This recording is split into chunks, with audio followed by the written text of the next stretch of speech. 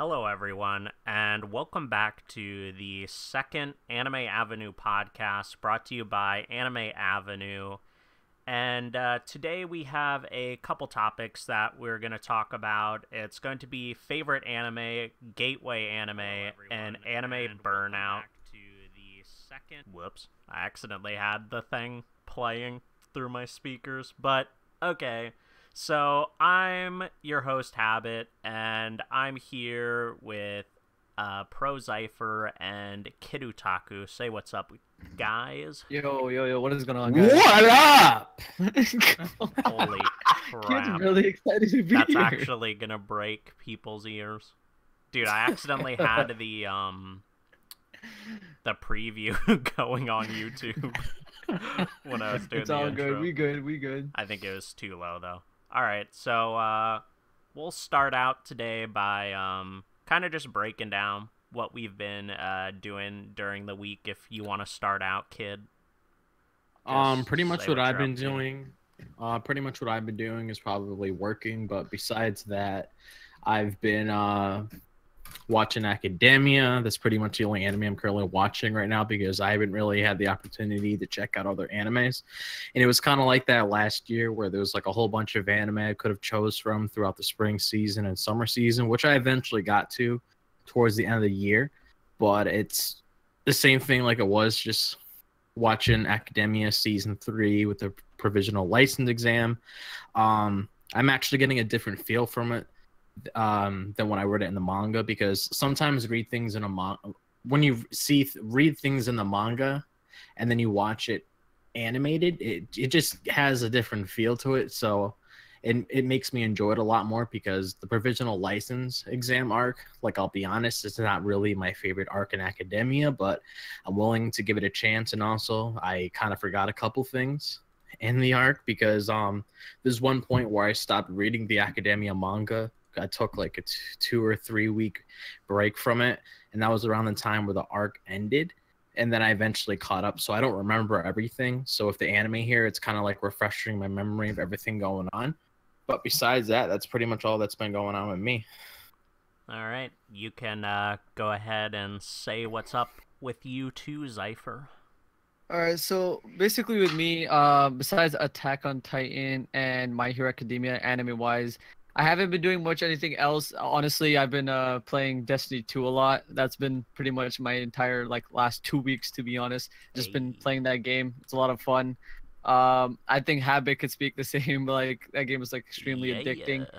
But I am trying to binge watch a couple of animes. I want to finish JoJo Part 4, and I think there's a couple of animes that I want to catch up to, because this season itself doesn't really have a lot of crazy animes going on. So I feel like this is the perfect season to binge watch shows and catch up.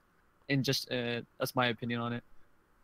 Alright, so this week hasn't been very eventful for me. I mean, I've had a lot of articles to post, and as Zypher has said, we've been playing a crazy amount of Destiny.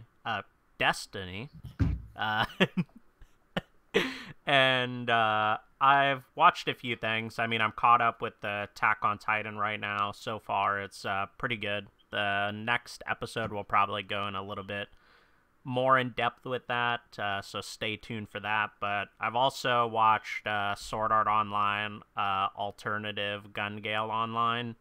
I actually really enjoyed that a lot. I thought it was really, really good, actually. And I completed the Mary and the Witch's Flower, finally. I finally got around to watching that movie. It came out on Netflix, if you guys haven't seen it. It's really great movie. It's by some of the people that did some of the Studio Ghibli movies, some of the more recent ones. And I plan on catching up a little bit more with that Hanebado series, that badminton anime.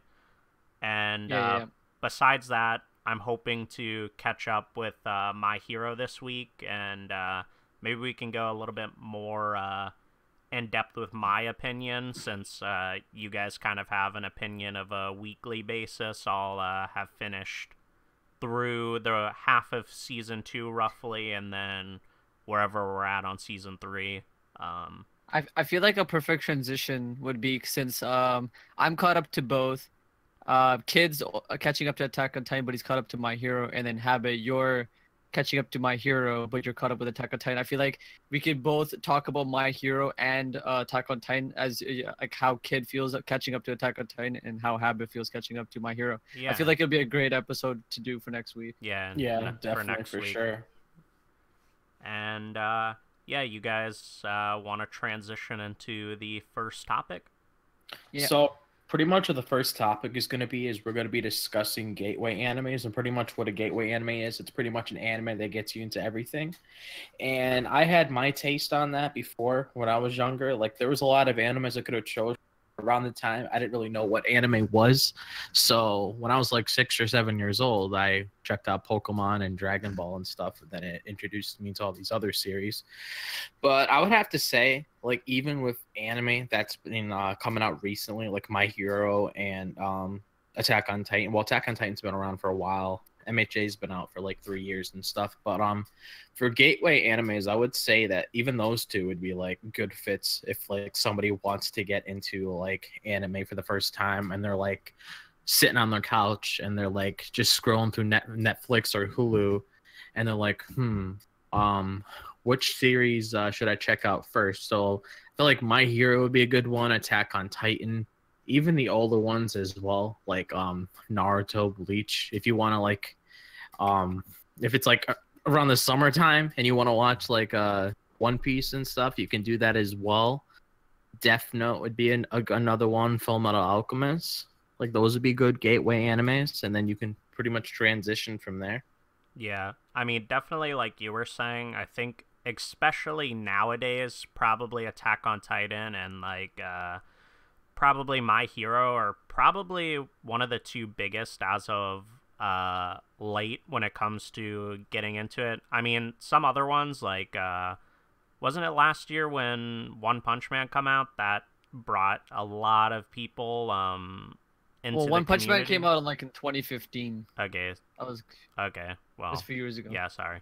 But regardless, when One Punch Man came out, that was basically the same thing as to right now with Attack on Titan and My Hero. But as far as some like that have just been a good gateway throughout the years would probably be something like Sword Art Online is definitely a big one, regardless of the hate. Definitely a lot of casual watchers have definitely probably seen or at least heard of Sword Art Online. Then you have stuff like Kid was saying, if you really watch a lot of shonen, which is typically a lot of people's first introductions to watching anime. One Piece would be one, like Naruto, definitely Dragon Ball when we were kids, Pokemon, some things towards that line I think are definitely I would good even say ones. Sailor Moon as well. Yeah. Definitely some of the classics people didn't really, at least in my mind, I didn't really know it was anime, like things like Inuyasha and Rurouni Kenshin, Dragon Ball, Pokemon, things like that were going on Toonami. It didn't really register in my head, like as a kid. I didn't really understand the difference between like Pokemon and like an American like TV show, like regular cartoons and anime. What are your thoughts on that, Zypher? Because I feel like I don't know about Kid, but I think you started a little bit later on than we did. Yeah. So for most people, I think majority of people that I talk to that are friends of mine, they've been watching it as they grew up, as they were kids. But no one in my neighborhood, no one I knew personally that really watched anime. I feel like I discovered and I found out because it was so closet, because I came to find out later on that a bunch of my friends watched anime and I was like, you people never told me about it, but I guess just nobody liked talking about it because back then it was like a thing that was looked down upon. So no one really talked about it. But for me, my first interaction was like a full introduction was back in 2013 of the summer, and like school was out and I was bored and I asked my friend to give me suggestions on TV shows, and he suggested to me to watch Naruto. So Naruto was my very first show, and I started getting into it. And especially, I think this could go with anyone. Whatever your first anime is, you must have been like, yo, this is the greatest thing ever. And so that's what it was like for me when I only watched Naruto. I was like, this is the greatest piece of fiction ever. And I'm catching up to it. And then when I finally catch up, I asked my friend, dude, there's gotta be more out there. And then the second anime he suggested me was Attack on Titan. And Attack on Titan, like you guys said, it was a good gateway anime. That's what got me completely into anime. I fell in love with this whole genre of like storytelling. And Attack on Titan is what made me discover like things like Hunter x Hunter, Fairy Tail, Bleach, One Piece, Reborn. So I think the first anime was Naruto, but the one that fully got me into anime was Attack on Titan. And with that being said, we were watching Attack on Titan season 3 now, 5 years later. Yeah, I mean, Attack on Titan was definitely one of those ones that was easy for like casual watchers to get into because it has a lot of action, and then as bad as like the gap is between the episodes for somebody like who's a hardcore watcher, it's probably not so bad for a casual watcher because then it kind of just gets them back into anime again in a sense. So definitely, like I said, as of late, probably Attack on Titan and My Hero would probably be the two biggest ones driving people into watching anime if they haven't already, and recent days, at least in my opinion. I don't know if you guys would agree or not. I think if I was to refer to someone to an anime, it'd 100% be My Hero Academia. I feel like, especially in the West, it's already superheroes is already a huge thing. It's a global, like in the West, it's just huge. Yeah, superheroes has always been a huge the thing. MCU, for example, people get so hyped to see movies. Anime, it's almost like a perfect transition. It's like, oh, you like superheroes? Let me introduce you to anime. What about an anime about superheroes? So it's like that middle ground between the Western culture and the Japanese culture of storytelling, and it gets you involved into it. And then from there, if they end up liking it, they start looking for anime themselves.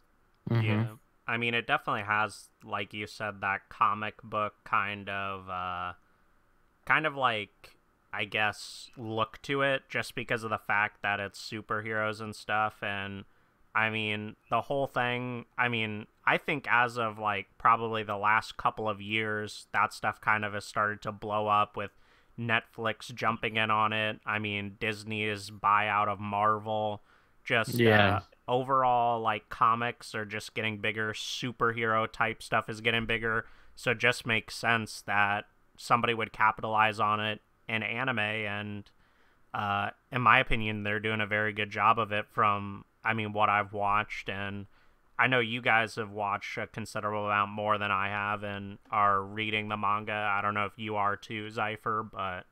For My Hero, yeah. Yeah. Definitely. So, yeah. Do you guys have any closing thoughts on that first topic? This one is a little bit shorter than probably some of the other ones will be. Well, I forgot to mention something earlier, like when I was talking about gateway animes and stuff, but I believe like when I was younger, like it was Inuyasha, but then after a while I took a break. Like I don't know what it was, but I took a break and I stopped watching anime for a little bit. And then eventually, I believe when I was in like my freshman year of high school, like I started watching Naruto Shippuden again, and I started watching Fairy Tail, and that's what fully got me into anime, and I've just been consistent with it ever since. Yeah, I mean, even things like Fairy Tail and Naruto are good, like kind of introduction gateway type anime, because they're definitely a little bit more hardcore than like, say you recommend somebody a 12-episode anime. If they're invested enough to watch like a long show, then they might be invested enough to kind of get more into anime culture, Japanese culture, things towards that line. Yeah. That's why I feel like some of those like Toonami shows were like so good, because if you're fixated as a kid to like stick around and watch so many episodes of like One Piece or Naruto or Pokemon, you kind of had more of an investment than like your average TV watcher in general if you're watching that many episodes like weekly of anime and stuff. So they're definitely pretty strong ones to kind of transition you into the community. I feel like back in the day, Naruto was probably a perfect introduction, like for people to get into anime. Like even then, because like before superheroes existed. I feel like another thing that a lot of people love is like ninjas. Yeah. Seeing ninjas do cool shit, doing like ninjutsu, all that was really appealing to majority of like teenage boys. So that I feel like was a great transition. And now it's become superheroes. So I feel like My Hero has become the Naruto of of this new generation. And a lot more, you see a lot more kids getting into anime because of My Hero. Yeah, look at Anime Expo, for example. Like, I didn't have the opportunity to go there, but if you happen to like follow their like Twitter page or their Instagram page or whatever, there's a whole bunch of people like cosplaying as My Hero characters, and there's like a whole bunch of events going on, and so many like advertisements for My Hero because of how big it's gotten. Yeah, it's definitely I mean, the trend. Yeah. Yeah, I could speak on behalf of being there. Like, I couldn't turn any corner without seeing something My Hero Academia. Like, every corner I turned, I saw like a poster or a cosplay or an event going on for it, or like the game for it, My Hero with Justice, or like there's posters, people holding up banners for it, people like it was just like everything was My Hero. It was like, I swear to God, it was almost like half of the expo was My Hero Expo. The movie premiere that was there, they were showing off like previews of the movie on different screens and stuff like that. They had like some places they had like My Hero music playing, the OSTs, the Viz booth had like the My Hero Academia Vigilantes volumes for sale. Like, it was just everywhere, and it was like almost like a My Hero Expo at that point. But they're like heavily promoting My Hero because it appeals to the West. So what better way to get more people into anime at an expo than introducing superheroes to them? Yeah. Yeah. I mean, plus I feel like it's like one of the more hit when it comes to like shonen and like the past little bit when it comes to like a new shonen coming in, because realistically, I mean, there really hasn't been like a big shonen that's really like rocked something when it comes to even like when you're talking like the big three or like the big five of shonen. I mean, I really think that My Hero is, if not in that state now, is definitely on the way to getting there for probably a lot of people. So, I mean, so right now, I think where it's at, what people consider the new big three. I don't even want to put One Piece in there because the One Piece is in its own league at this point. Like, it's just an unstoppable monster. But in terms of like what people in people's eyes they see as the big three, it's My Hero Academia, Black Clover, and Haikyuu.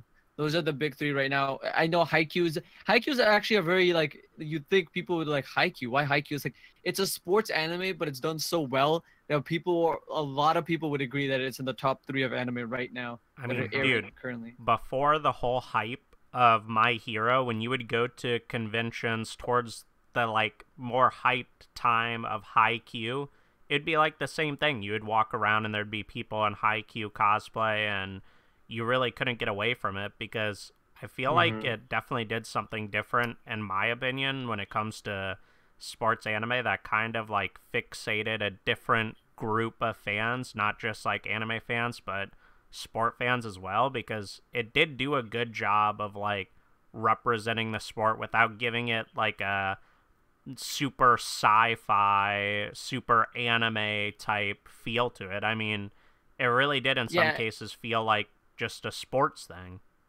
So and then it's like and seeing the characters' love for the sport and how determined they are to become number one.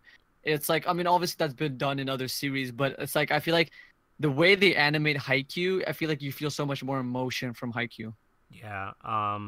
So someone in the chat said new big 3 are Haikyuu, Food Wars, and My Hero. He doesn't think that Black Clover can really compete in that area. And I mean, I guess I could probably agree with that in a sense, because I do think Food Wars is a little bit more popular than Black Clover. I mean, I don't know from the standpoint of right now, but I would say it is more popular, but I'm looking in the grand scope of things where like Black Clover is going to end up surpassing it. It is, to the casual audience, Black Clover isn't like, because people like us who just are so hardcore about it, we could see the differences of it, quality and stuff like that. Whereas casual audience, they don't care. They just watch whatever sticks for them. So Black Clover is, I feel like, something that is going to surpass Food Wars in popularity. And Food Wars is coming close to its end. I think it's within his last couple arcs. So that's going to be ending soon. and it's probably got like one more anime season, whereas Black Clover's got years and years to go. Yeah. I mean, not trying to offend anyone, but I kind of see like Black Clover as kind of like a fairy tale-esque type like show, just due to like popularity, because there's a lot of people that like love it, but then there's also a lot of people that don't like it. But I still think that that big fan base of people that liking it will definitely, if not the top 3, at least like the top 5, it would be definitely considered for that. Yeah, for sure. But yeah, let's transition off of this just for, I mean, time's sake, just because I feel like the last 2 might be a little bit longer of a conversation than this, but we'll transition into talking about our favorite anime. Do you want to go first on this one, Zypher, since Kid went first on the last one? All right, so I think I haven't made it like obvious enough. I've told literally everyone my favorite anime of all time is Code Geass. And if you haven't watched Code Geass, a lot of people don't give it. Now I'll say this to preface it. It's actually kind of funny. So my friend suggested, one of my best friends in real life told me about it, and I would watch like 4 or 5 episodes and then I'd fall off. I'm like, dude, I can't watch this. I tried giving it like 3 or 4 chances. And I just kept falling off. I'm like, dude, I can't do this. It doesn't seem that like it's gonna get anything crazy. And he's like, fine, I'm gonna sit down and watch it with you. And then I'm like, all right, fine. If you're that, like, if you think it's that good. And I sat down, I watched it with him. By the end of season 1, I was completely on board. And then I thought it was a decent show. Like, it was like a 7 or 8. But I think what truly makes Code Geass a masterpiece in my eyes and in millions of eyes is the ending of Code Geass. I truly believe that I have seen that the ending of Code Geass season 2, there's nothing that it can compare. For people who haven't seen it, I know you and haven't seen it, so I don't want to spoil it. But it's truly such a beautiful ending. It has such a beautiful ending that you just cannot. I haven't been able to compare. The only show I could possibly think of is Full Metal Alchemist Brotherhood. That's the only other show, but it has such a beautiful ending. It had me in tears. I was crying. I remember after I watched it, it was towards the end of the night, so I was gonna take a shower and go to bed, and I'm not afraid to admit this. I was crying in the shower, and then I cried myself to sleep. I was devastated. It was a good ending, but it was sad as hell. Like, it was a happy ending, but the way it ended, it was one of the most tragic and beautiful endings I've ever seen in anime. And forever and ever, until something surpasses that, Code Geass will always be my favorite anime. I have a question though. What makes it different from when you just usually cry in the shower and then cry yourself to sleep? I've actually never that was a good joke, but like, yeah, I don't think I've ever done that. Yeah, I mean, jokes aside, personally, it's not my thing, but definitely what you were going on about the first couple episodes, I think that was like my problem when when first getting into it is, I feel like it's like a slow, progressive start, in my opinion. And like you said, if you're going into it, like, kind of looking for, like, hardcore, like, mech, it's definitely more towards the strategic side of it. And it's also more geared towards story versus, like, action and mech. And in my opinion, like, some of the ways that, like, the show is advertised on some sites and the way it's promoted in some cases, like, you would think it would be like a hardcore mech, kind of like a Gundam or something like that. So I kind of agree. The way they promote it is kind of weird, because it definitely does have that. It definitely does have the mecha, and it definitely has those aspects of it. But but it's literally not even the focus at all. It just exists. And it's the storytelling and the things that are happening is when it's important. The mecha just exists there for, like, the battles. And the actions, I'll agree, the action is not even that like crazy. It is just the storytelling and the dialogue and the character interaction that makes it such an incredible series. I feel like I'm not even a huge mecha fan. There's a couple of mechas that I like a lot, like Gurren Lagann, and I'm trying to remember the other one I really like. I think I started watching Uruka 7, but I didn't finish it. Those series are very, really good. But they are really focused on the mecha, and they do really well. Like Gurren Lagann really focused on the mecha. But Code Geass has it, but it's like an add-on almost. It's a mecha series, but it's not the focus. And I think that's what people get, like, confused about. Yeah, and it's like kind of the hard thing for me is like when you look at some manga sites or even some anime sites that kind of tried to sell the anime or tried to promote the anime, kind of like one of the main views towards it is like the mech and like the action, and I kind of feel like that's a little bit of like a second in my opinion when it comes to like watching that. You should more focus towards like the actual story versus the mech, and that's kind of what turned me off a little bit because I was expecting something different going in than what I actually received. So that's kind of my take on it in a sense. So Kid, do you want to talk about your favorite anime? What would your favorite anime be? My favorite anime would probably have to be Yoshiro Totoro. My friend Jalen actually told me about it. And it's been a series that's been out for a while, like ever since the 90s and stuff when Yu Yu Hakusho was out and Hunter x Hunter came out and all that. So like it's a very old shonen, and like shonen's always been my favorite favorite demographic ever since I was younger. So I just sort of watched a lot of shonen growing up. But I didn't really watch the original series, but I watched the remastered version of it, and I really enjoyed it from like the storytelling standpoint, and it got me really hooked to like the plot of the plot of the story, all the characters in there, and that. And like Zypher said with Code Geass, the ending of it was sad because it was something I wasn't expecting, because the way the story was being built up between these two characters, Yoshiro and Tora, I never expected the mangaka to like throw completely like throw all these twists and turns in there, Like a curveball. and like throw a curveball at his audience and expect a tragic end towards the story. Because it's weird because like when you're watching anime and stuff, it's like you develop a relationship with these characters even if they're fiction, but it's like you develop a relationship with these characters and you get so attached to them because you watch how they grow throughout the entire story, and that once it reaches like the final chapter or like the last episode, if you want to put it that way, and then everything comes together, it's like a different feeling at that point because you just look at it and like, oh wow, like we had all this build up to this. Yeah. I have a question for you, Kid. Is Ushio Tora, like anime wise, the remastered, is it completely done?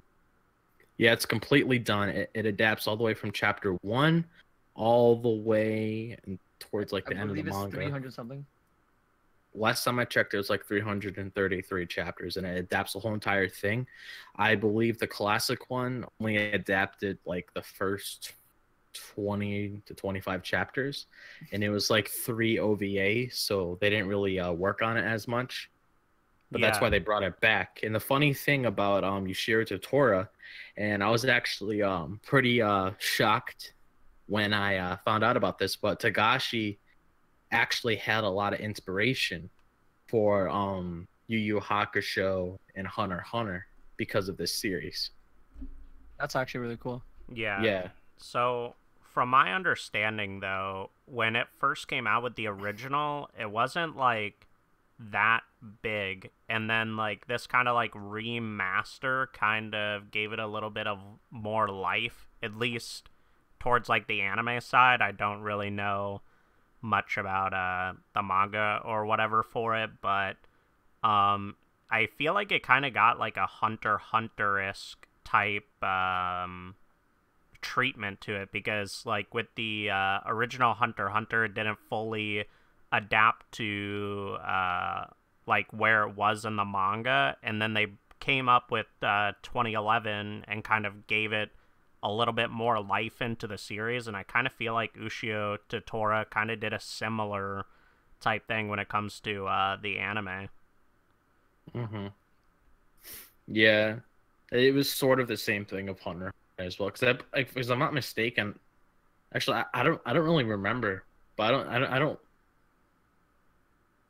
think the original Hunter x Hunter like got to Chimera Ant, did it? didn't. It did not. No, So it got it up didn't. to not even Greed Island. yeah, it's New. Yuknor, and then No, York New. York New, sorry, and then and basically once it got to there were movies for Greed Island.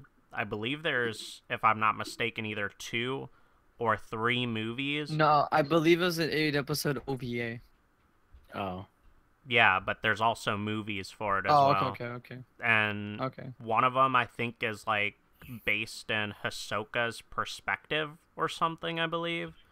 So it kind of gives you a different take on it. I think you can still like watch it even now, and it still kind of correlates to some of the stuff of the 2011 version. But definitely like the whole kind of feel to the original is definitely a lot different, especially when it comes to the pacing and the setup of the series.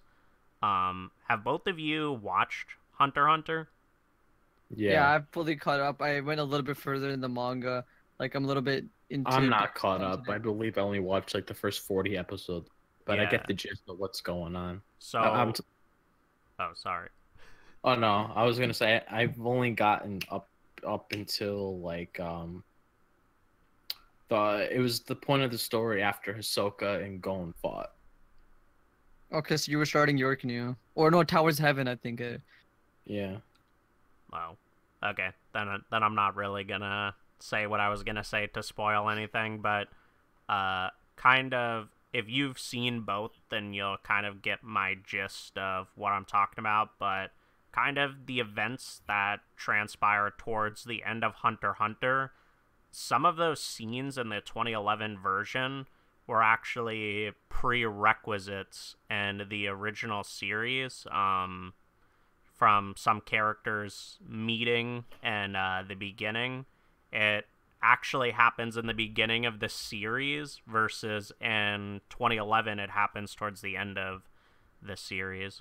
So it's kind of like an interesting take on it, because I don't really know why they did it like that, because in the manga the events happen like the 2011 like the original series, and then when they did the 2011 series they kind of like switched it up, which is kind of really weird to me. I mean, it doesn't make that big of a difference. I just found it interesting because I did watch the original after I watched the 2011, so it's kind of like a double take, because I have seen some panels from the original manga, because I have some of the Shonen Jump issues from the time, so it's kind of interesting the way they redid it, but they did do a good job of the remake for sure.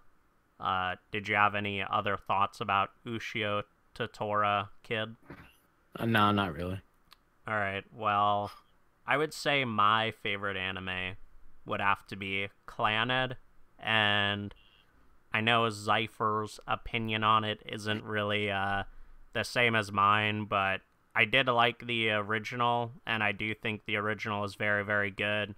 But I can see where other people come from when they can't really get past the original, but definitely Clannad After Story is kind of where the series gets crazy amount better, and it's probably arguably like a masterpiece when it comes to like romance series. I mean, I really haven't seen any that like stack up against that in a sense, because like the feelings kind of like transcend most of other feelings that I've had watching other romance series kind of in the past. And I mean, I don't know your take on what you were watching, Zypher.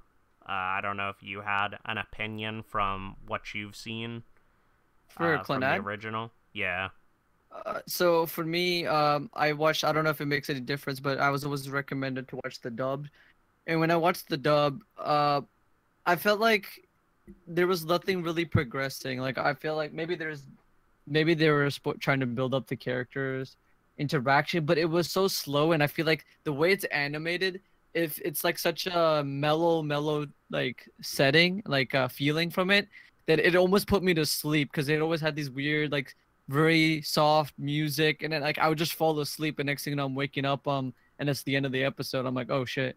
Yeah. So like I just couldn't, like I would get bored. Like I feel like maybe it leads up to something great. I don't doubt it. People say it's one of the best romance series ever made, but it's like if I can't keep my attention for, and I Shonen is one of my favorite series, but I've watched quite a few rom-coms that have kept my interest.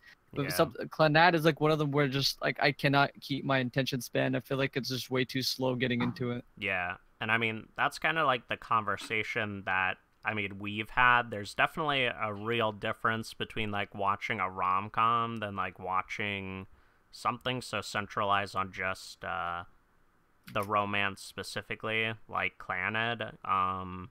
It definitely is more like serious toned, and definitely can have like slow progression towards it as well. And someone said in the chat, Golden Time is awesome, and I do agree with that as well. It's definitely up there Yeah. and one of my favorites as well.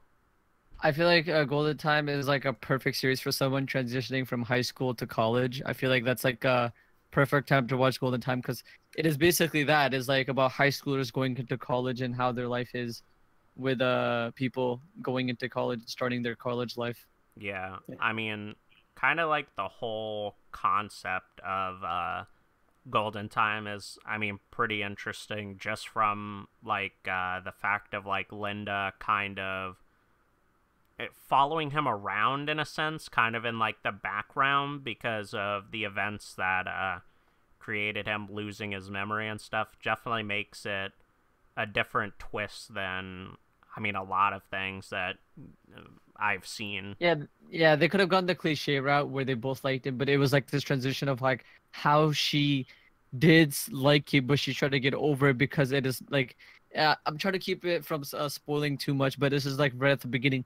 He's lost his past memories from before he was in high school, so he doesn't remember this girl, but she remembers him, and it's this constant back and forth of she doesn't know how to, like, if she should even approach it because it is not the same person that she once knew. Yeah. I mean, I feel like It is definitely worth a watch. Yeah, I feel like that's the part that kind of and sucks you into the series in a sense when you kind of like have the recollection of like what's actually happening, because you get vibes of like what actually happened, but you don't know everything to like the full extent until later on into the series, which kind of makes that's kind of the reason why it drives you to continue to watch it. Yeah. So in your opinion, what's some of your other favorite anime, Zypher? Just So like I might as well just name my top 5. We won't get too deep into it. yeah. But to name off the rest, if I had to order them, 1 would be Code Geass, 2 would be Full Metal Alchemist Brotherhood, 3 would be Hunter x Hunter, 4 the JoJo series, and 5 would be Re:Zero. I think the reason why I put Re:Zero is I feel like Kid could agree with me because I watched it the second time with Kid. Kid watched it all the way through, and it was kind of funny. I feel like Kid will get into it when he discusses his top 5 or whatever he does. It was like I would ask Kid, like, maybe we got a few episodes and he's like, it's a 7. Then we made it like almost halfway and he's like, it's an 8.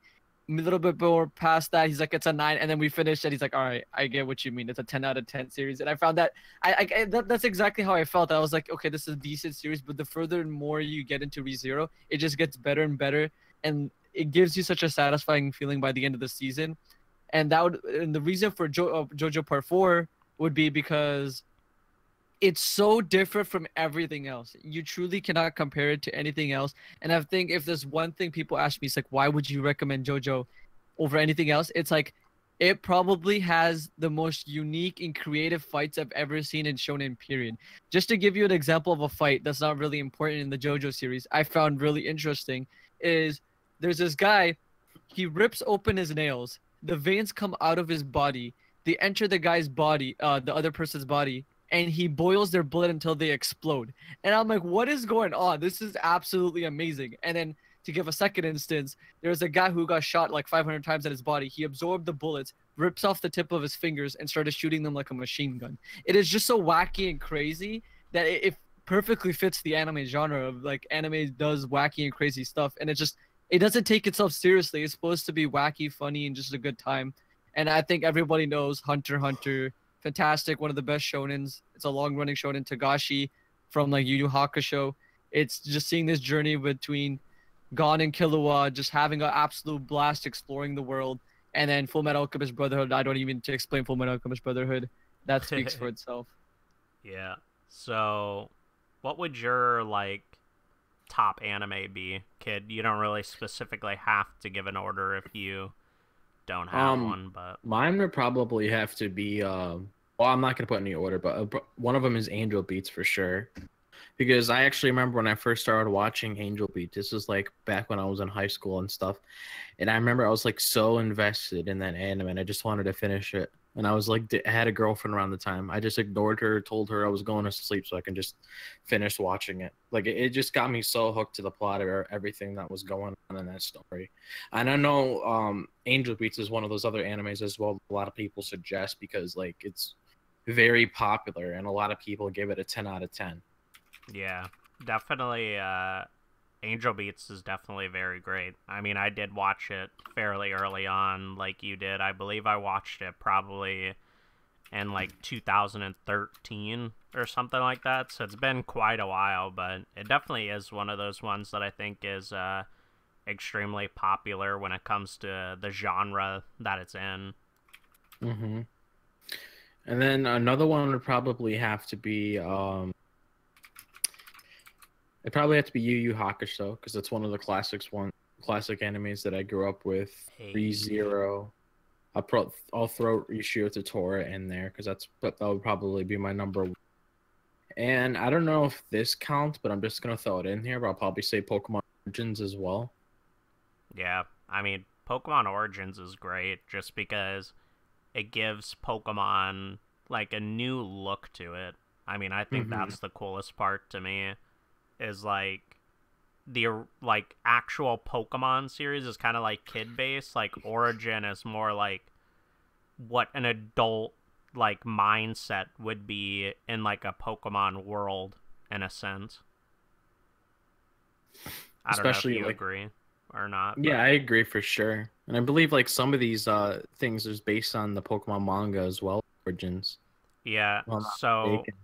So the whole thing with Pokemon is, I mean, there's no like real source material. The source material is like the games. So the reason why Pokemon Origins is so different is it follows kind of the timeline of the games towards a certain extent, at least like the first couple of episodes. It definitely goes very in line with games. And I mean, it's really cool because you see like the different protagonists that are from the game, because you do see I don't know whether or not they name them Red and Blue or if it's Red and Green, because in Japan the original games is Red and Green, but in America it's Red and Blue. But then you also see Silver, and I don't think you actually see Gold, but like literally the names of the protagonists are the names of the games at that point in time, because Pokemon. Wait, so there's the main characters named Green and Red and Blue. Yeah. Yeah. So Green and Blue is the same person. It's just like Capit said. It's like yeah. Yeah. Japan had green, but we had blue. I mean, I don't really know the reasoning behind that. I'm sure there actually is some sort of reasoning behind it, but it's definitely really interesting because if you're not like that into Pokemon or you don't really understand like the history behind it, it's kind of interesting how they essentially took Red as a character and kind of created him into what we know as Ash right now. So it's kind of really interesting. It's kind of crazy to me, like how everyone's childhood had something to do with Pokemon, and I just never happened to come across Pokemon. Maybe just watch 1 or 2 episodes going through channels, but it's like I never like really like sat down and tried to watch Pokemon. Yeah, I told you it's because you had a bad childhood. It's fine. Not Yeah. everyone could have a great childhood. I mean, when I was a kid, I wasn't really TV shows as much. I was like into video games. I was like mostly playing Crash Bandicoot and stuff like that. Yeah. So, I would probably say, like, my top list, it's very hard for me to make because I've watched so much stuff, but in no real specific order, it'd probably be like Golden Time, Hunter x Hunter, Your Lie in April, Orange, and Clannad. So I mean, I thought you were about to say Yuri on Ice. yeah, I was. I should have. That'd have been funny. But the reason it's so hard to like make that top 5 is because like right under it would probably be like Snow White with the red hair and Yona of the Dawn are two that are definitely very hard for me to put into a scale. But I mean, as you can see, most of the stuff that is up there is romance. There was definitely a time where that was kind of like my main genre in a sense, but definitely as of late, I've definitely watched different stuff besides that. I thought Hikaru no Go would definitely make it on your list, but it's definitely in like my top 10 for sure. Like I said, it's so hard for me to make a list. I mean, I don't really know like the perception of you guys when you make a list, but in my opinion, I mean, I've easily watched over 400 like unique shows.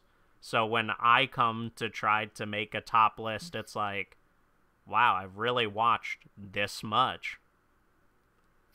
I don't know how you guys feel when you come to make a list, because I mean, roughly, how many shows have you you watched, Zypher?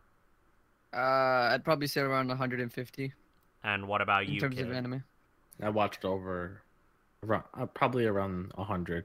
Yeah, so I mean, kind of put yourself in like that sort of situation. It's like very weird kind of trying to make a list when you have so many things that could be a possible contender, especially when you're like looking like at like classic shonen and just classic shows in general. The way I tried to, or the way I created my top 10, and it's really hard to waver that top 10. Like, it's always been the same thing for me. But the way I determine it is, what are my 10 favorite things about, like, I liked about anime the most, and take the best from each category. So, like, for example, Code Geass is more of like a psychological, not psychological, it's like a mecha drama. I think it's the best mecha drama.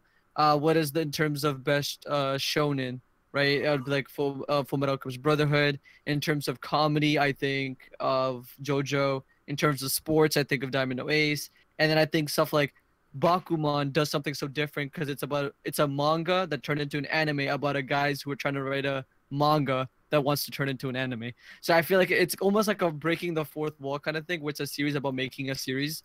And it's really interesting. And it's fun fact, it's made by the author of Death Note.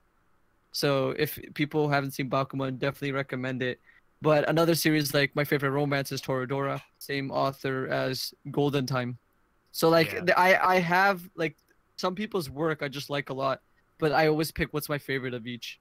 Yeah. So would you say like yours is kind of like more of like a critical kind of like top list in a sense, because like you're looking at like kind of like everything in a sense, and then like breaking I think it's objective down. and subjective. Yeah. I look at emotion and objective. Like there's some that I just enjoy because they're just stupid and enjoyable, right? Yeah. Like for example, I won't lie, I still enjoy some parts of Sword Art Online, but do I think it's anywhere near the top? No. I really enjoyed the first half of Sword Art Online. And then there's shows that I just think are so well written. I think, for example, I think ReZero is written really well. I think Hunter x Hunter's written really well. But for example, One Piece in terms of series, I like more. Yeah. because I have a more subjective love towards it. But this is the list of like what I think is like both objectively and subjectively my best of the best. Yeah. I mean, I feel like that's kind of like what gives people like the wrong opinion when it comes to like my stuff when I rate it. No, like, you know what I mean? Like, they don't know the full reasoning behind why I rate the things that I do and how I put them onto my list. So they're kind of getting like a wrong perception of like what I do, because I mean, honestly, like when I make my list, it's purely off of enjoyment, because I feel like, in my opinion, that kind of what makes my list mine and not someone else's, is because it's purely just off of my own opinion and my own enjoyment versus like more of like a critical standpoint in a sense. And yeah, I feel like that's kind of the misconception when people think like, wow, you could really put this over this, and it's like the reasoning behind that is just because of the pure enjoyment. If I was like talking critically, you would definitely see a different change in the list that I have. Would you say I'm just curious, would you say Pokemon would be objectively in your top 10, not enjoyability? Like, is it objectively good too, would you say? Like, does it just constantly always have like a very, very top tier story? So, in my opinion, definitely for something that's long running like that, and something that's kind of like ageless, like Pokemon in a sense, I do feel like it does something different than a lot of like long running things. So, like, looking at it in a like a critical way like that, I do feel like Pokemon would definitely, I mean, I don't know if I'd say like top 10, but definitely kind of in the realm of a top list, just because you have to think like how many generations have grown up on Pokemon and how many generations in the future will grow up on it, because realistically, whether or not someone likes it or not, it's going to stay because it just increasingly gets popular, and the way they market it is definitely beyond anything in anime in a sense. Because I mean, like, One Piece has the marketing, but One Piece really isn't like marketed in the West in a sense, like compared to like Pokemon is like one of those like series in a sense that kind of like breaks it off from being an anime, because it has the games, it has the anime, it has the toys, it has the card game, and it kind of does something that nothing else can really do. And I mean, it definitely shows, because when you look at Yu-Gi-Oh! Or things like that, they tried to go the Pokemon route, but nothing can really be Pokemon. I feel like One Piece is ageless in its own way, whereas like, yeah, in an anime kind of standpoint, or anime and manga standpoint, is kind of what I meant towards the One Piece thing.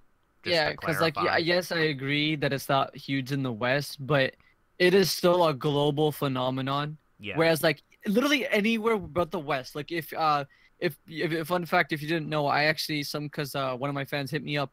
There's a YouTuber that has millions of subscribers, and he's a One Piece manga channel in like one of the Arab countries, and it's an Arabic channel. Yeah. And I was like blown by back at that, like, because like one of the biggest One Piece channels is like, for example, like Rogers Base with almost 200K, versus like in the Arabic countries they have a million subscribers. Like some of them have 2-3 million, and it's crazy. It hits every spot, but for some reason, it wasn't able to interest the West enough. But I guess that's like, I guess like how you grow up and what you're more into. But I don't know why it doesn't hit in the West. But I think in its own way, it's still a global phenomenon. It's gonna be timeless, and I think when it finally comes to an end, it's always gonna be a series that is remembered. And like now, I feel like we gotta still another decade left of One Piece. It's entering its final era, but it's still got such a long time to go. And it's become like the best-selling manga in history, and it's on its way to becoming the best-selling comic book, period. Almost about to surpass Batman and Superman. So it's definitely gonna leave its mark. Yeah, I mean, that's kind of like why I was like a little bit like why I had to make the clarification there is just because when it comes to standpoint of anime and manga, definitely One Piece is one of the shows that can definitely mark as kind of that critical top anime in a sense because like you said it is timeless, but like things like Pokemon are definitely in kind of a different realm because like I said, Pokemon isn't I feel necessarily like an anime. When you think of Pokemon, you don't yeah, think of yeah. anime. You I just think Pokemon hits up a nail in everything, like in yeah, terms of toys, in terms of games, in terms of TV show, yeah, in terms of merchandise, the clothing. Pokemon just hits every aspect of it. Whereas the one thing that One Piece dominates is just anime and manga, yeah, and that's it. yeah. So like Pokemon is kind of more of a brand. One Piece is a series. You know what I Yeah, mean? yeah, yeah, Because yeah. in the end of the day, chances are when One Piece ends, you're not going to see another One Piece. The thing with like Pokemon is there's no like end in sight because every time they create a new Pokemon, it's a new thing. So Hmm. it kind of has separate universes in like a sense versus you look at something like One Piece and you wouldn't want to see like a second One Piece. It just wouldn't Yeah. be the same. No, definitely not. But I Yeah. think I could think of a series that does do that well, but it's not like as big as, and it is big, but it's not big in the West at all. It's huge, huge in Japan, and it does something different each time. Is JoJo? It has different parts. There's like 8 parts into JoJo, and even though they somehow connect, like it goes by generation and generation, they do something differently, but each one is a little bit different. Whereas like part one's about rivalry, part two is about redemption and revenge, part three is about adventure, part four is about just a slice of life, part five is about mafia. Like it's just every single one does something a little bit different, but it's still JoJo. Yeah. Um so kid, uh how do you think you create like a top list? Like what are your like ideals of like what a top list is cuz like Zypher said his is kind of more like in the center between being critical and being like just enjoyment based and then mine's like purely enjoyment based. Where do you think you sit when you try to create like a top list for yourself? I usually base mine on enjoyment as well. Like that's how it's always been with me. I've never been one of those people that just like sit down and like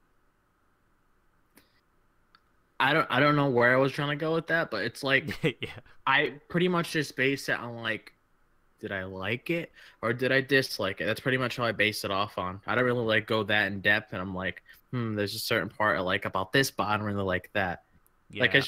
it's just one of those things if you like it or you don't like it. That's all it is with me really. It Yeah. hasn't really been that complex. Yeah. Like especially even when it comes to like rating in general, I rate Yeah. off of like enjoyment, so people just get like pissed off when they look at my anime list and then stuff's a 10 and they're like, "Oh my god, you really gave that a 10 out of 10?"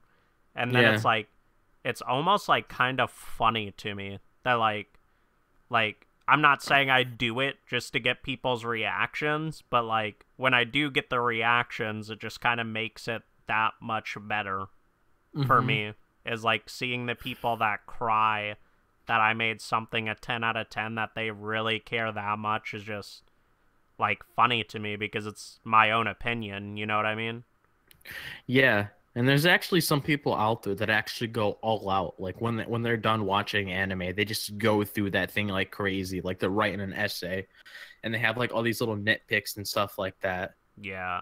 I mean, I feel like there's kind of like a line, at least in my opinion, when it comes to like enjoying something and then just looking for like every little critical thing. Because, like you were saying, Yeah. I've definitely seen many people that literally like break down like the whole series by episode and take each episode into consideration of what the rating is and break Hmm. down like the fine little things like this part of the animation wasn't good or like this part of the story could have been faster, and then like base a thing off of that.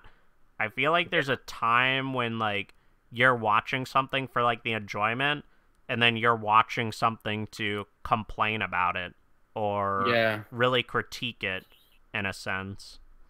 Yeah, and there's a lot of people out there now that just do that. I feel like there's more people out there that do that more than people that just look at it for pure enjoyment. Yeah, I feel like that's why I tried doing reviews for a little bit on my channel, and it just doesn't work for me because I'm not really much of a critical person. I could look at things objectively and be like, okay, what was the message? Why was this being told? But at the end of the day, I could portray that message, but it's not like what I'm into. I feel like it kind of kills the enjoyment for me because at the end of the day, you watch a TV show to enjoy yourself. You don't watch it so you can pinpoint every single thing wrong with an anime. And I feel like trying to review it kind of kills it for me. So I just done more reactions because that is something where in the moment you watch me enjoying this instead of and like just having fun with it versus Yeah, I think that this is a 7.5 and after I put all my opinions into a blender, I get my final score. Like I just it doesn't work for me. Even with reviews, I just base those on pure enjoyment as well. It's like if I like the chapter, I dislike the chapter, or whatever. But most of the time, it's like positive more than negative because I don't really complain that much. Yeah, it's like once you really there's very handful of animes that I didn't like, but I feel like this is a perfect transition to get into I feel like Habit's gonna be talking mostly on this part. But anime burnout is our third and last topic for the podcast. And Habit, take the reins. Habit, anime burnout. Go for it. To kind of just like break it down, like first is like when we're talking anime burnout, I mean, it can even just be like a break from like just watching anime in general, not necessarily that you had to be like burnt out, just to kind of like broaden the topic like a little bit. For me, I've been watching anime like since I was a kid, and I mean I started like actually watching anime when I was in middle school, and kind of progressively I've always watched anime since then, but kind of towards the 2014 side is when I like hardcore went into anime, and back then I was watching like a series or two a day. So when you were just blitzing through like short series. Yeah, I was really pumping like watching shows out, and I feel like that's kind of like what drained me out of it in a sense, because I went from that to like watching like seasonal stuff, doing like episode reviews or like reactions to like episode stuff, and like having discussions all the time about seasonal stuff, and it's like it really like takes a toll, because when I was doing that stuff, like there'd be days where I would watch like 7 episodes and have to make like reviews or talk about it or do something towards that line, and it's like really not enjoyable for me. Like I envision like kind of watching anime in like a different way than waiting every single week for all of the shows that I watch. And when you do that, you kind of lose being able to like watch old stuff or just watch stuff that's already done when you're packing your day full of watching seasonal stuff. So when it comes to anime burnout, there's definitely been times then. And I mean, even as of recently, I would say that I was a little bit burnt out and I was focusing more on like the games. And that's kind of why I strayed away from doing YouTube and things towards that line. And I feel like just of like recently, I've even like kind of started getting back into watching stuff more, and definitely like doing the website and doing the podcast and starting back up my own personal channel is definitely something that keeps me entertained with anime and definitely keeps me into like feeling how I feel about anime, if that makes sense. It's like one of those things where I want to be like talking about it and expressing myself, because when I'm not doing that, then I kind of start to lose interest in a sense. And I feel like that's the reason why I entered the community in the first place, was to have interactions with other people, talk to other people. And I feel like that's what makes anime and the anime community different versus like the gaming community or other types of community, is it like kind of transcends like you just all doing the same thing towards like you're all like, some people in the community are all watching the same thing or have seen that.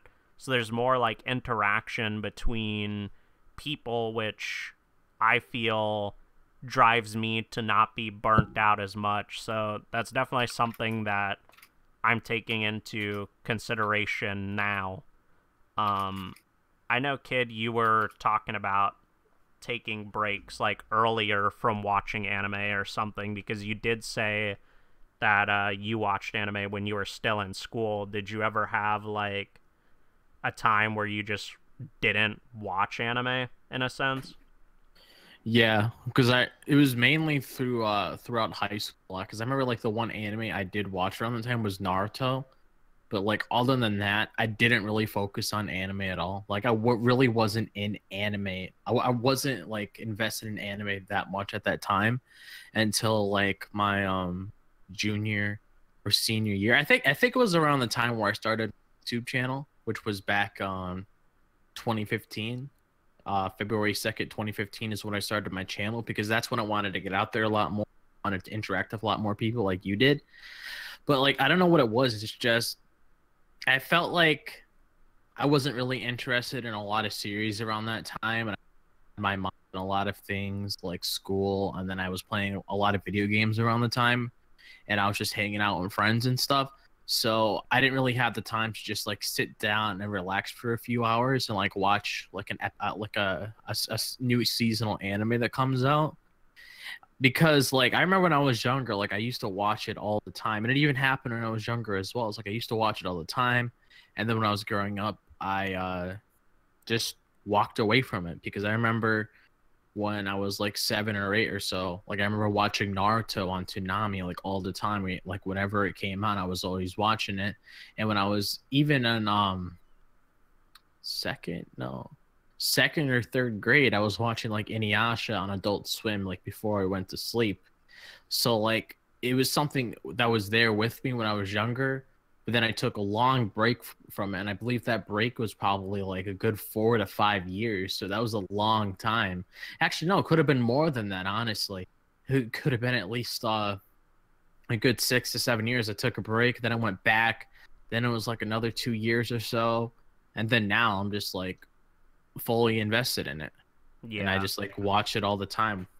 Yeah. I mean, Since it's like when I first started my channel, it was for like gaming related stuff, and that's kind of like how I see like the transition when it comes to the community is like, I don't know if it was me personally or just a lot of people in the gaming community in general don't really like communicate on like a level that you do when you're in like the anime community in a sense. And that's kind of what drove me from stopping like gaming related stuff and transitioning to YouTube. It's definitely one of those things that, especially when you're young getting into anime, you either one, don't really understand what anime is, or two, it's kind of just like a pastime. And then that's kind of where those like chunks of like, it's not really burnout, it's just like a break. Like you were saying how you took a break for quite a few years. I mean, it would definitely be the same for me. I don't know, like, towards your line, Zypher, like, did you ever really watch anime as a kid, or you really didn't, basically, until now? So for me personally, I just never knew what anime was. I mean, obviously, like randomly throughout the like as a kid, I'd randomly see like Pokemon on, or I'll see Digimon on, but I never really got into it. But like I said in 2013, when my friend suggested as well, and really got into it. 2015 was the big year where I started watching like back to back, like a kid, like how about you did, like 2-3 shows a day. of just back to back to back to back, just watching short series. And I think 2015 was that big year where I just went binge watching like a lot of shows. And then 2016 came around, and that's when I got caught up to One Piece.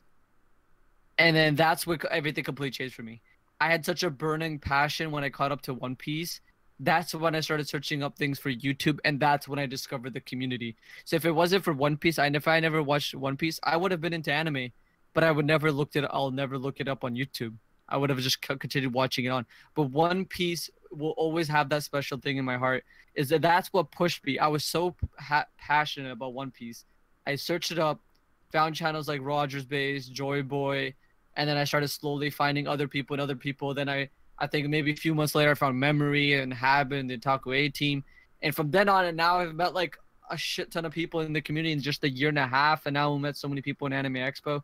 So this like last year and a half has been like a crazy transition for me from just liking anime a lot into like fully invested into the community.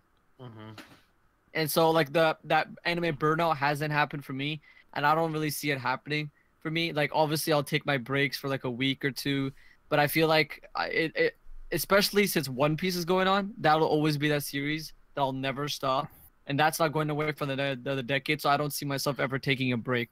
Yeah, that's how I feel with My Hero as well. Like I'm always looking forward to like the new season of the anime, or whenever a new episode premieres on Saturday. And I'm always looking forward to like a new chapter, like whenever it comes out on Friday, because it's like that throughout the week. It's like when I'm working and stuff, and then I'm like, there's gonna be a new Academia chapter on Friday. There's gonna be a new episode on Saturday. So like I always look forward to my weekends because of My Hero Academia, because I'm really passionate about the series, and a lot of people know that if they know me as a person, or if they see my channel, they know that I talk about it a lot. So it's like when you have a relationship with an anime, if you have a relationship with anime for a while, you could really see like what kind of person it turns you into. Yeah. Oh yeah. So because that's how I was with Pokemon when I was younger as well, and I'm pretty sure you were the same way, Habit. Yeah, I mean Saturday mornings, every new episode that came on, every new game that got announced. As a kid, you always got so hyped about that. Yeah, I mean, in my personal life, like, I would always look forward to watching it because a lot of the stuff I wouldn't watch live at the time because some of that stuff came on at like 5 or 6 a.m. So I would literally have the VCR set to record it on a VCR tape for me to watch that stuff. And I mean, yeah, same. Fortunately, people of this age don't really have to worry about a cassette tape or even know what a VHS tape even looks like. So I just find it funny. What's a VHS tape? Yeah. But I feel like that's probably one of the reasons why it was hard to get into anime as much at the time as well, because really the internet didn't exist like it does now, when you can really have a prominent watching online, because that really didn't exist at the time. Yeah, and it's funny because like comparing to like when we were younger as kids till now, you can really see how much anime is known, because anime is like legit mainstream now. Back then, only a few people talked about it. Yeah. So do you guys have any final thoughts, you think, about anime, like burnouts in a sense, or taking breaks from anime? So I don't see me getting an anime burnout, but I think that'll definitely become an episode if I ever get an anime burnout. But for now, I don't see it happening anytime soon. I can't relate to it, but I can understand why people like Habit or Kid ever got an anime burnout. But that's pretty much it for me on the topic of anime burnout. I feel like Habit has probably more to say to end off on, or sorry, Kid to end off on. For me, I think that's pretty much it as well. I think I covered my case on that part. All right, so kind of this like last topic is kind of just like a will kind of be like the news of like the week, and I'll kind of just quickly go over a couple of like the important stuff that's You want me to happened go this over to week. some Habit? Sure. Well, you look for some out. Okay, so obviously, so this is a segment we're gonna try doing every single week that we do the podcast. This is the first time we're doing it on the podcast. This is the second episode. First one was more of an introduction. So we're gonna try doing this for you guys, so you have a somewhat if you missed anything or if anything is going on. So without further ado, let's get into some of the stuff that's happened this week. Obviously, One Piece chapter 13 is delayed. We're getting it next chapter. There's a break. Oda usually takes these breaks. Fate's Day 9 Grand Order actually got announced. An anime. The preview came out last night. I feel like I think Habit might be writing an article on that soon. The anime got announced. I think My Hero Academia 2 Heroes, they had like a new promotion video. So if you want to check out that trailer, if you haven't seen the movie, there's a third trailer out for it. And yeah, the Fairy Tail anime season release date was confirmed for I can't remember the exact date. October 6th, 2018 is the exact date. If you want to check out those articles, are Anime Avenue. And then Habib, if you want to mention a couple articles, you could go ahead too. Yeah, I mean, a few other ones is Haikyuu does have a film that's coming out in September in the US. I feel like that's a pretty big one. I believe the actual film in Japan either came out this month or last month in theaters for Japan, so it's a little bit late. Maybe some people have already seen it, but definitely in the theaters. Anime is definitely cool to watch. A couple other things is like Love Live Sunshine has a movie that's coming out soon, and some visuals and some key stories had come out for that. Made in the Abyss has a compilation film that's going to be coming out in January. And then probably the last one is Boruto is going to be premiering on Toonami, apparently on the 29th. I'm not 100% sure about things when it comes to Boruto, but definitely if you're a fan of Naruto or Boruto, I'm sure you would be excited about it coming on Toonami, because it'll definitely bring a little bit of new eyes onto it in the West. So what's actually kind of interesting is that kids growing up now watching Toonami might have completely missed out on Naruto and get into the anime with Boruto. That's actually kind of crazy to think about.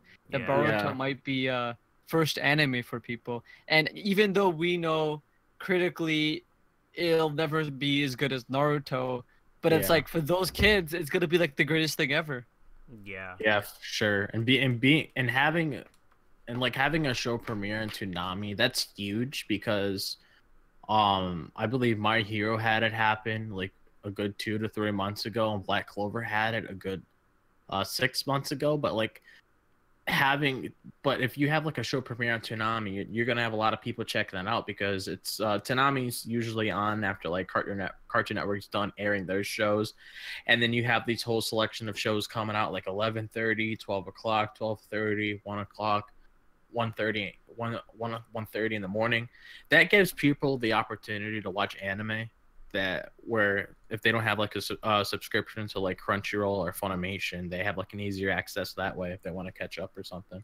Yeah, for sure. But pretty much when it comes to the news, we have a couple of writers, and I personally write some of the news. But if you're not keeping up with our website, definitely check it out. I mean, me and Zypher are two of the owners of the site. Kid definitely helps out a lot with the website as well, and doing this podcast as well. We really appreciate him. So that can kind of transition into kind of like the ending. So all of our links are always on screen and in the description as well. Definitely check out the social media for Anime Avenue. But do you guys have any final remarks before we close it out here? No, I think it was a fantastic podcast. I actually didn't know kid's favorite anime is Ushio Toro, so I definitely want to check that out eventually. I looked it up a little bit while doing the podcast. It kind of looks interesting, so I'm definitely going to check that out. Another thing I could say is also if you want to get like easier access to the articles that we post, so you know when they're out like that, make sure to join our Discord as well. I believe that's in the description. Yeah, Yep. it's in the description as well. And Yeah, so make sure to join the Discord. The articles will always be posted in the content section, and if you ever want to hit us up, uh, just feel free to add us anytime if you ever want to have a conversation in the general chat. Mm-hmm. yep. And yeah, that's pretty much it. So, like we said, everything is in the description, and this podcast will be up a little bit later, I believe, within 24 hours on iTunes and some other things. If you want to re listen, just audio version or on your phone or something like that, definitely be on the lookout for that. But I think that about wraps it up, guys. So, yeah, see ya. Peace out. Peace.